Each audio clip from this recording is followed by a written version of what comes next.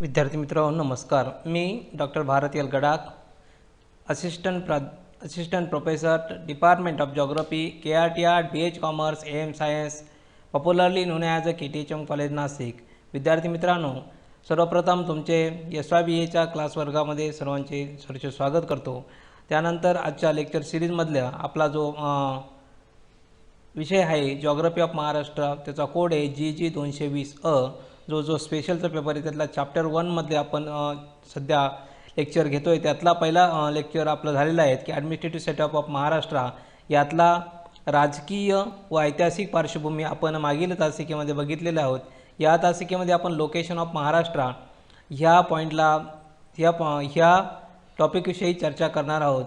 विद्यार्थी मित्रांनो, मागील तासिकेमध्ये राजकीय पार्श्वभूमी काय होती, त्यानंतर ऐतिहासिक पार्श्वभूमी काय होती, म्हणजेच राजकीय इतिहास बघत असताना आपण सातवाहन सत्ता, यादव सत्ता, मुसलमानी सत्ता, स्वराज्याची स्थापना, पेशवेकालीन कालखंड, ब्रिटिश कालखंडामध्ये कोणत्या कोणत्या मुंबई इलाका असेल, मुंबई प्रांत असेल किंवा महाराष्ट्र राज्य असेल कसे निर्माण झाले याविषयी आपण चर्चा केली. त्याचबरोबर ऐतिहासिक पार्श्वभूमी बघत असताना महाराष्ट्राला लागलेला सांस्कृतिक वारसा असेल, महाराष्ट्राला मिळालेल्या प्रागैतिहासिक काळामध्ये वेगवेगळ्या नद्यांच्या काठावर झालेलं खनन असेल किंवा दंडकारण्य असेल किंवा वेगवेगळ्या भागात असणारी वेगवेगळी संस्कृती असेल, ह्या सर्वांविषयी आपण मागील 2 तासिकेमध्ये किंवा मागील लेक्चरमध्ये आपण याविषयी चर्चा केली आहेत. विद्यार्थी मित्रांनो, आज आपण लोकेशन महाराष्ट्राचे भारतातील स्थान याविषयी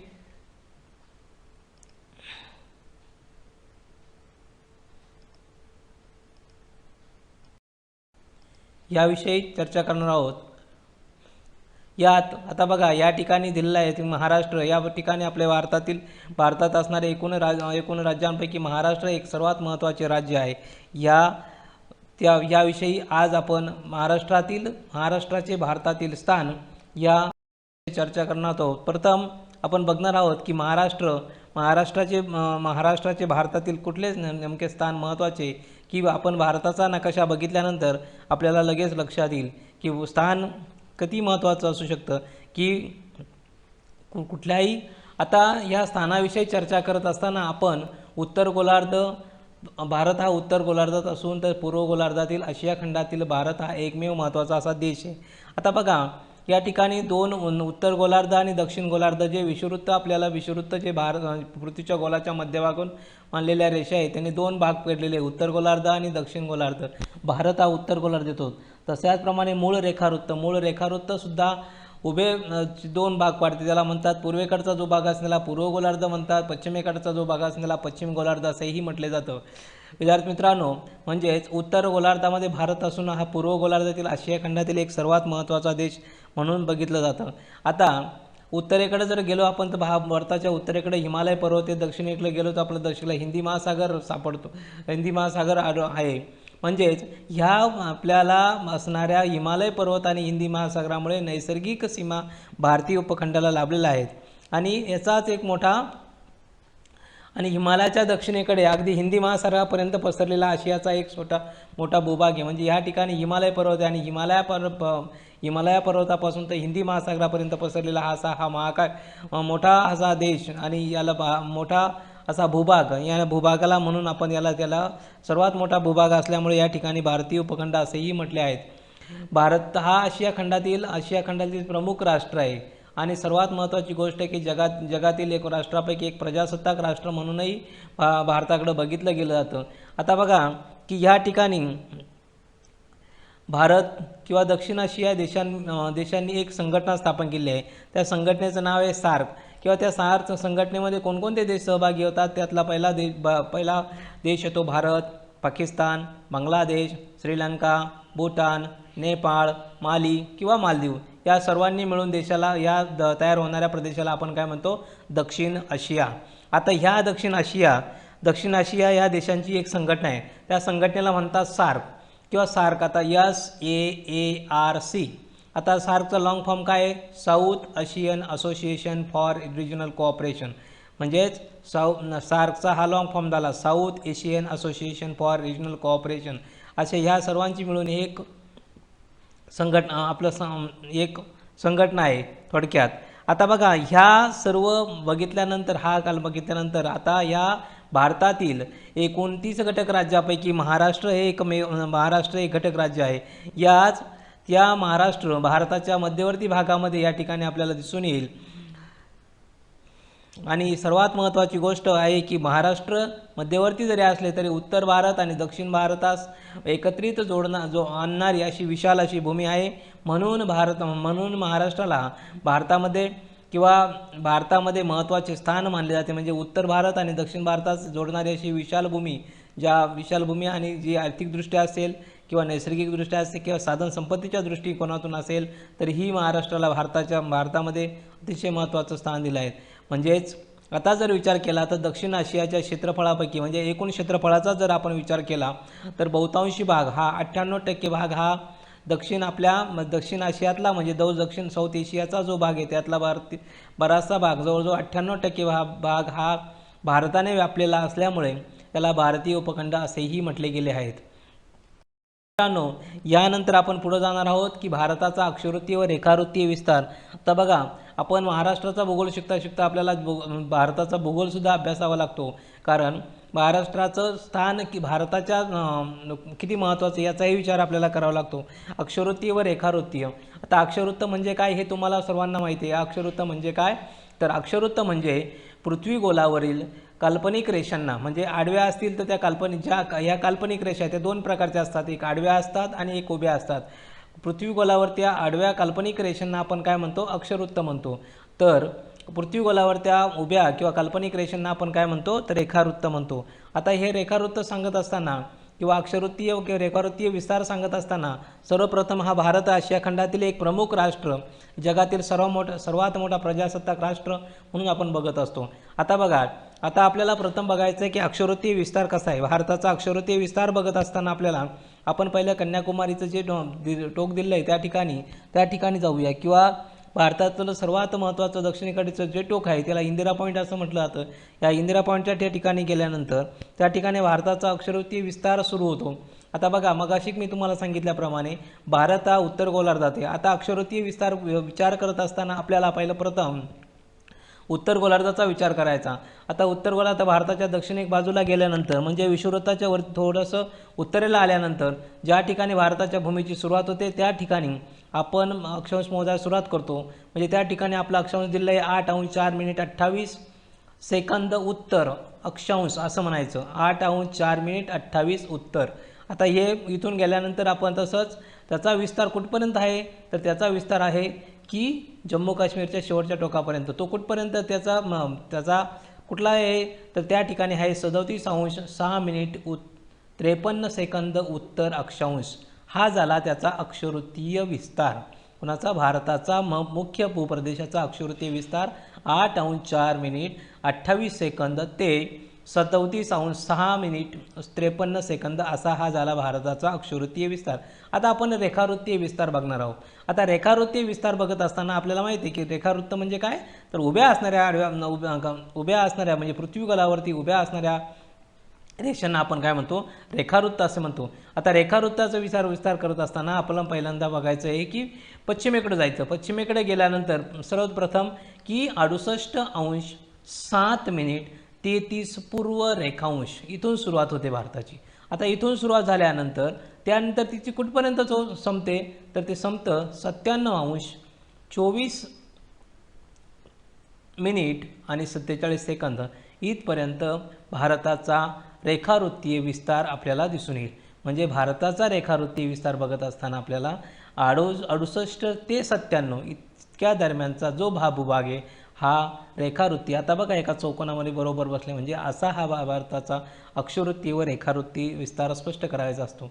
आता ह्या सर्व भारतामध्ये सर्वात महत्त्वाचं पश्चिमेला असलेले महाराष्ट्र हे घटक राज्य आपल्याला सर्वांना माहिती आहे. आता महाराष्ट्र हे भारताच्या पश्चिम किनारपट्टीवर एक सर्वात महत्त्वाचे राज्य आहे. आता महाराष्ट्राचा अक्षवृत्तीय व रेखावृत्तीय विस्तार आपण पुढे बघणारच आहोत. आता या ठिकाणी बघणार आहोत महाराष्ट्राचा अक्षवृत्तीय व रेखावृत्तीय विस्तार. विद्यार्थी मित्रांनो, या ठिकाणी महाराष्ट्र हे भारताच्या पश्चिमेस असलेले अतिशय महत्त्वाचे घटक राज्य आहे. या घटक राज्यामध्ये आपल्याला माहिती आहे की काही प्रादेशिक विभाग पाडण्यात आले. त्या विभागामध्ये कोकण विभाग असतो, पुणे विभाग आहे, नाशिक विभाग आहे, औरंगाबाद आहे, अमरावती आणि नागपूर असा मिळून एक महाराष्ट्र राज्य तयार झाले आहे. आणि महाराष्ट्र राज्यामध्ये असणारे हे 36 जिल्हे आणि ह्या जिल्ह्यांचा किंवा सर्वात महत्त्वाचा महाराष्ट्राला लागलेला समुद्रकिनारा म्हणजेच पश्चिम किनारपट्टीवरील एक सर्वात महत्त्वाचे राज्य म्हणून महाराष्ट्राकडे बघितलं जातं. आता महाराष्ट्राच्या रेखावृत्ताचा किंवा अक्षरवृत्तीचा विचार करत असताना आपण प्रथम जाऊया. जसं आपण मगाशी सांगितल्याप्रमाणे की भारत हा उत्तर पूर्व गोलार्धात आहे, तसंच महाराष्ट्रसुद्धा उत्तर पूर्व गोलार्धात येत असतो. त्या ठिकाणी आपण आता पहिल्यांदा जाऊया दक्षिणेला, महाराष्ट्राच्या दक्षिणेला, ज्या ठिकाणी आपण 15°44 मिनिटे इथपासून सुरुवात केल्यानंतर आता आपण जातो आहे की त्याचं उत्तरेला. आता उत्तरेला गेल्यानंतर 22°06 जायचं आहे. त्यानंतर हे झाला त्याचा अक्षरवृत्तीय विस्तार सांगत असताना आपल्याला अक्षरवृत्तीय विस्तार हा 15°44 ते 22°06 सांगितला. तर त्यानंतर आता पुढे जाणार आपण, हा झाला त्याचा अक्षरवृत्तीय विस्तार. आता रेखावृत्तीय विस्तार करत असताना रेखावृत्तीय विस्ताराचा विचार करत असताना 72°06 पूर्व ते 80°09 पूर्व यांच्या दरम्यानमध्ये महाराष्ट्र हा विस्तारलेला आहे. म्हणजेच 15°44:28 ते 22°06:28 हा झाला त्याचा अक्षरवृत्तीय विस्तार. आणि रेखावृत्तीय विस्ताराचा विचार करत असताना 62 ते 72°06:28 ते 28 पूर्व रेखांश ते 80°09 पूर्व रेखांश इतका आपल्याला दिसून येईल. अशा प्रकारे महाराष्ट्राचा आणि भारताचा अक्षरवृत्ती व रेखावृत्तीय विस्तार.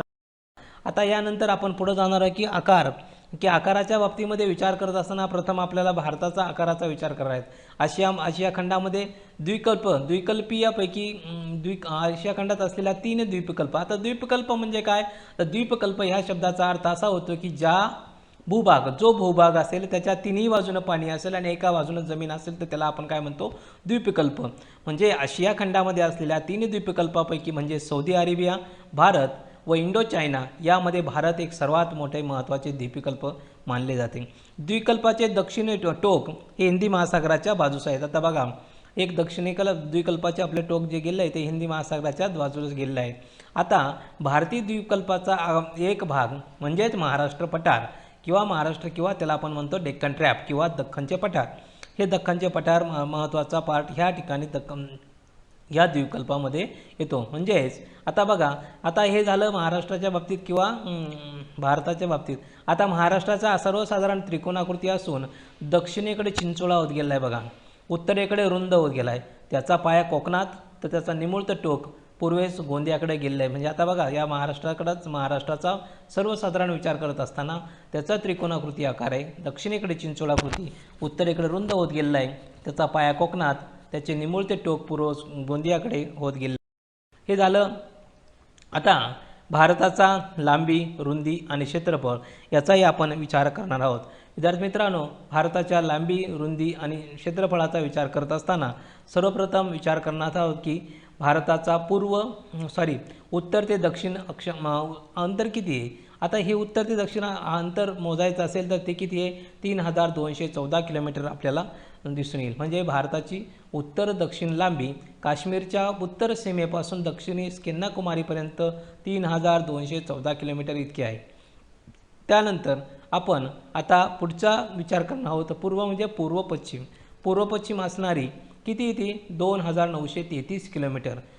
ती कुठून तर आहे, भारताचे पूर्व पश्चिम रुंदी गुजरातच्या पश्चिम किनाऱ्यापासून तर आसामच्या पूर्व टोकापर्यंत एकूण ती किती भरते, 2933 किलोमीटर. आता याचा विचार केल्यानंतर ही झालं भारताची लांबी आणि रुंदी. आता एकूण क्षेत्रफळाचा विचार करणार आहोत. आता क्षेत्रफळाचा विचार करत असताना आपल्याला 32,87,263 चौरस किलोमीटर हे भारताचे क्षेत्रफळ आहे. आता ह्या क्षेत्रफळाचा जर विचार करायचा, जगाच्या एकूण क्षेत्रफळापैकी 2.64% क्षेत्र हे भारत ह्या देशाने आपले जगाच्या एकूण क्षेत्रफळापैकी व्यापले गेले आहेत. आता या क्षेत्रफळाच्या दृष्टीने जगामध्ये कॅनडा असेल, चीन असेल, संयुक्त संस्थाने असेल, ब्राझील असेल, ऑस्ट्रेलियानंतर भारताचा 6वा क्रमांक लागतो.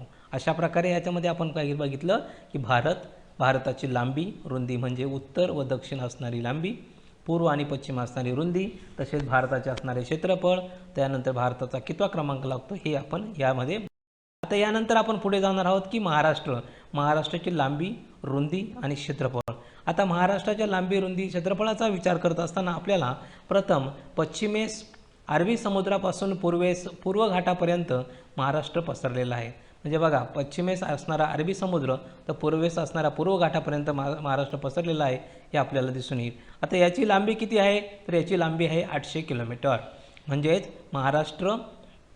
महाराष्ट्राची पूर्व पश्चिम किंवा पश्चिम पूर्व यांचा जो डिस्टन्स आहे किंवा ज्यांचं जे अंतर आहे ते भरतं 800 किलोमीटर. आणि आता त्यानंतर हे जे उत्तर ते दक्षिण याचा विचार केला तर ते बघतं 720 किलोमीटर. म्हणजे महाराष्ट्राची पूर्व पश्चिम लांबी हे 800 किलोमीटर आणि दक्षिण उत्तर रुंदी आहे 720 किलोमीटर. महाराष्ट्राच्या एकूण क्षेत्रफळाचा जर विचार केला 3,07,762 चौरस किलोमीटर इतके आपल्याला दिसून येईल.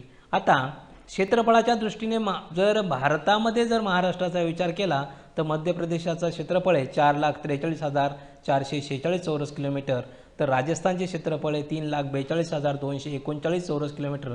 त्या खालोखाल म्हणजे महाराष्ट्राचा क्षेत्रफळाच्या दृष्टीने भारतामध्ये तिसरा क्रमांक लागतो हे आपल्याला माहीत असायला पाहिजे. आणि जर देशाचा एकूण भूभागापैकी जर विचार केला तर जवळजवळ सुमारे 9.36% भूभाग हा महाराष्ट्राने व्यापला गेलेला आहे. म्हणजे जर आपण 100% जर भारताचा विचार केला त्यातला साधारणतः 9.5 किंवा 9.36% भूभाग हा महाराष्ट्राने व्यापलेला आहे.